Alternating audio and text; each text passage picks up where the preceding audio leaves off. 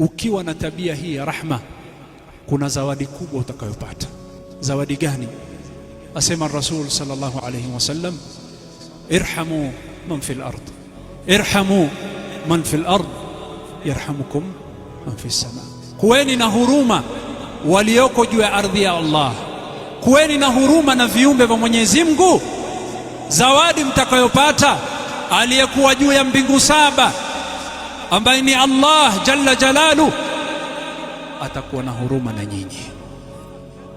Kuwa na huruma si ujinga.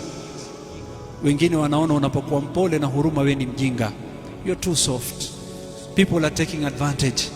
Lakini la, wengine tuwajua kwamba wana makosa, wengine tuwajua kwamba wanatuona wajinga, lakini sisi hatuwalengi wao, hatuwahurumii ili wao watuheshimu. La, wengine wanatukosea na tuwasamehe hivyo hivyo, japokuwa hawataki msamaha wetu.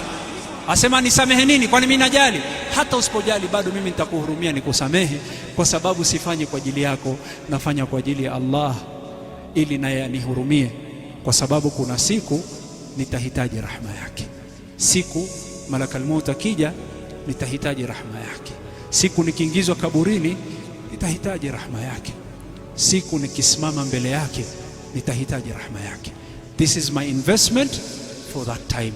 Na wana huruma na nyinyi, si eti kwamba mimi ni mjinga, nafanya kwa maslaha yako. Na hivi ndio alivyokuwa Mtume sallallahu alayhi wasallam, wama arsalnaka